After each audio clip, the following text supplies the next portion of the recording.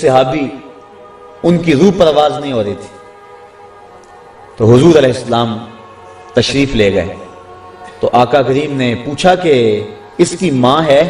عرض کی ہاں حضور ہے، تو حضور اس کے ہاں تشریف لے گئے، فرمایا کہ تیرا اور تیرے بیٹے کا ماجرا کیا ہے؟ عرض کی حضور وہ اپنی بیوی کی بات کو میری بات پہ ترجیح دیتا تھا اور میں اس کو معاف نہیں کرنا۔ حضور فرمایا بلال اٹھو اور لکڑیاں اکٹھی کرو، اور جب آگ روشن ہوئے پھر مجھے بتانا۔ عرض کی حضور یہ لکڑیاں کیوں اکٹھی کرنی اور آگ کیوں جلانی ہے؟ کہا اگر تم معاف نہیں کرو گی تو اس کی روح نہیں نکلے گی، تو اسے میں آگ میں جلاؤں گا۔ تو ماں نے عرض کی حضور میں نے معاف کر دیا۔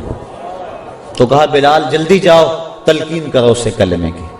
تو جب وہ دوڑے ان کے لبوں کے اوپر پہلے ہی کلمہ جاری تھا۔ تو ماں باپ کی نافرمانی، ماں باپ کی ناراضگی اللہ کی ناراضگی کا سبب بن جاتا ہے۔ یہ دوسرا بڑا جرم ہے۔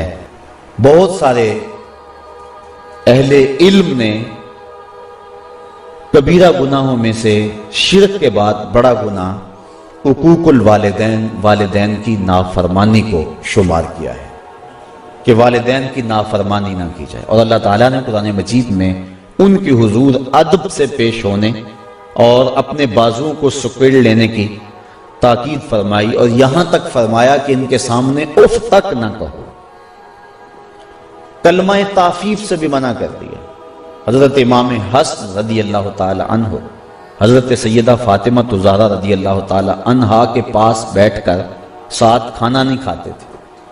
ایک دن انہوں نے کہا کہ بیٹا میری آرزو یہ ہے کہ میرے ساتھ تم کھانا کھاؤ، اور تم اکثر گریزاں ہوتے ہو اس سے۔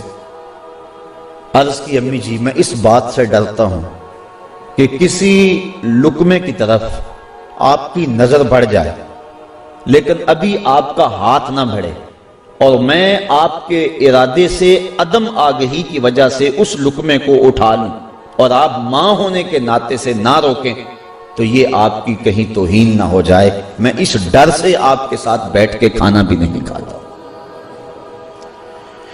کلمہ تعفیف کے زمرے میں علماء نے یہ بات بھی لکھی ہے کہ والدین کے سامنے اف بھی نہ کرو۔ اس کا مفہوم کیا ہے؟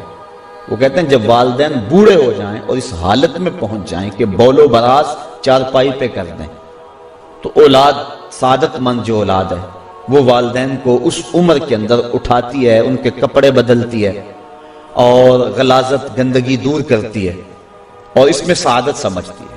ایک شاعر ہوا احسان دانش، وہ کہتا ہے میں اپنی ماں کی خدمت اپنی بیوی کو نہیں کرنے دی، میں نے کہا یہ حق میرا ہے اور یہ میں سعادت کسی اور کو کیوں دوں۔ اور وہ کہتا ہے کہ کافی دور نہر تھی ہمارے گھر سے جہاں جا کر میں اس کا لباس دھوتا تھا اور پھر واپس آتا تھا۔ تو ہم بیویوں کے سپرد کر کے بعض کا چلے جاتے ہیں اپنے ماں باپ کو، اور یہ نہیں سمجھتے کہ اس میں ہمارا اپنا حق کتنا ہے۔ ان کی سعادت مندی کہ اگر وہ تعاون کریں، لیکن یہ اولاد کی ذمہ داری ہے کہ وہ اپنے ماں باپ کی خدمت کریں، اور ماں باپ کی خدمت کرنے والا دنیا کے اوپر ہی نقد جزا پاتا ہے۔ ایک روایت کے اندر میں نے پڑھا ہے کہ والدین کی خدمت کرنے والا دنیا کے اندر ہی جزا پاتا ہے، آخرت کے اندر جو اس کو ملنی ہے وہ تو ضرور ملے گی، اور اسی طرح جو والدین کی نافرمانی کرتا ہے اللہ اس کے عذاب کو آخرت پر اڑتا، دنیا پر بھی اس کو ذلیل کرتا ہے جو والدین کو دنیا میں رسوا کرتا ہے۔ اور آپ دیکھ لیں معاشرے کے اندر جس نے والدین کو دکھ دیا وہ دنیا میں بھی ذلیل ضرور ہوا، بلکہ صوفیاء نے کتب تصوف میں لکھا ہے، اور اس کی مؤید ایک حدیث بھی ہے کہ جس نے والدین کے لیے روزانہ دعا کی، والدین زندہ ہیں یا فوت ہو گئے، معمول بنا لیا کہ ان کے لیے مغفرت کی دعا کرے، تو کہتے ہیں ساری زندگی اس کے رزق میں بے برکتی نہیں آ سکتی۔ تو ان کی خدمت کو شعار بنانا اور ان کی خدمت کو سعادت سمجھنا یہی عزتوں کا ظرف ہے۔ بلکہ ذرا غور کیجئے، صحاح میں روایت ہے حضور علیہ السلام کی خدمت میں ایک شخص حاضر ہوا، عرض کی حضور میں آپ سے اذن جہاد طلب کرتا ہوں، جہاد پہ جانا چاہتا ہوں۔ تو جواباً ارشاد فرمایا احی والدہ کا، کیا تیرے والدین زندہ ہیں؟ قال نعم، عرض کیا حضور میرے والدین زندہ ہیں۔ قال ففیہما فجاہد، کہا جا ان کی خدمت کر، یہی تیرا جہاد ہے۔ باپ فالج میں گرا ہوا ہے اور بیٹا تبلیغی چلہ کاٹنے جا رہا ہے، کوئی قبولیت نہیں ہے۔ ماں کو ضرورت ہے اور وہ تڑپ رہی ہے، بیٹے کو آوازیں دے رہی ہیں، اور بیٹا پیر کے دربار پہ اپنی داڑھی سے جھاڑو دے رہا ہے۔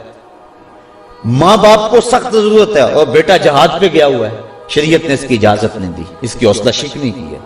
ہاں اگر کوئی اور تمہارا بھائی ان کی خدمت کرنے والا موجود ہے تو پھر ان کے اذن سے تم جا سکتے ہو، لیکن اگر ان کو ضرورت ہے تو تمہاری سب سے بڑی نیکی یہ ہے کہ تم ان کی خدمت کرو، ان کی دعائیں لو، ان کی رضا میں اللہ کی رضا ہے۔ دیکھ لو حضرت اویس کرنی رضی اللہ تعالیٰ عنہ صحابی نہیں بنے،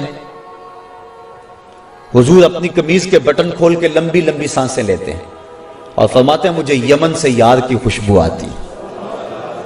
کسی نے کہا حضور یمن تو اتنا دور ہی نہیں ہے، لوگ کہاں کہاں سے آگے آپ کو ملنے کے لیے، زیارت کے لیے، اتنا پیار آپ کا اس سے، تو وہ آپ کی زیارت کے لیے بھی نہیں آیا؟ تو فرمایا اس کی بوڑھی اور نابینا ماں ہے، اس کی خدمت اسے میرے حضور آنے سے روکے ہوئے ہے۔ تو جو والدین کی تعظیم اور عزت کرتا ہے وہ برکتیں پاتا ہے اور حضور کا محبوب بنتا ہے۔ بلکہ حضور نے فرمایا کوئی اویس سے ملے اور میرا سلام کہے اور اسے کہے کہ میری امت کی بخشش کی دعا کرے، تو یہ طے ہو گیا کہ جو ماں باپ کی خدمت کرتا ہے اللہ اس کی دعائیں رد نہیں کرتا ہے۔ بلکہ حضرت اویس کرنی کو حضرت عمر فاروق اور حضرت علی المرتضیٰ ملے، جا کے حضور کا سلام دیا۔ حضور کا جب نام سنا تو آنکھوں میں آنسو امٹ آئے اور زاروں کے کار رونے لگے۔ کہا بتاؤ حضور کے لبوں پہ میرا نام کیسے آیا تھا، کیسے کہا تھا اویس کو میرا سلام دو؟ جب پیار اور محبت کا یہ عالم دیکھا تو کہا اویس اتنا پیار حضور سے تو ملنے کیوں نہیں آیا، زیارت کے لیے کیوں نہیں آیا؟ حضرت اویس کرنی رضی اللہ تعالیٰ عنہ نے فرمایا اچھا تم نے میرے رسول کی زیارت کی ہے؟ کہا ہاں، صبح و شام حضور کے قرب میں رہتے تھے۔ کہا بتاؤ پھر حضور کے ابرو جڑے ہوئے تھے یا کھلے ہوئے تھے؟ اب یہ ایک لمحے کے لیے حیران ہو گئے۔ کہا میں نے نہیں کی، مجھ سے پوچھ لو۔ کوئی دور سے دیکھتا اسے جڑے ہوئے نظر آتے، قریب آ کے دیکھتا اسے کھلے ہوئے نظر آتے۔ معلوم ہوا جو ماں باپ کی خدمت میں لگا ہوا ہے وہ حضور کے قرب سے بھی محروم نہیں ہے، وہ حضور کے قرب کی دولت سے بھی مالا مال ہے۔ تو والدین کے ساتھ حسن سلوک کرنا اس کی تاکید کی گئی اور ان کی ناراضگی سے بچا جائے۔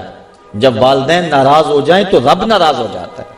اللہ کی رضا والدین کی رضا میں چھپی ہوئی ہے اور اس کی ناراضگی والدین کی ناراضگی کے اندر چھپی ہوئی ہے۔ اللہ اکبر۔ تو والدین کی نافرمانی یہ دوسرا بڑا گناہ ہے اور اس سے اجتناب کرنا چاہیے اور ماں باپ سے معذرت کر کے ان سے معافی مانگ لینی چاہیے۔ علماء کہتے ہیں کہ 3 اشخاص سے ہاتھ جوڑ کر معافی مانگنے میں کوئی شرم محسوس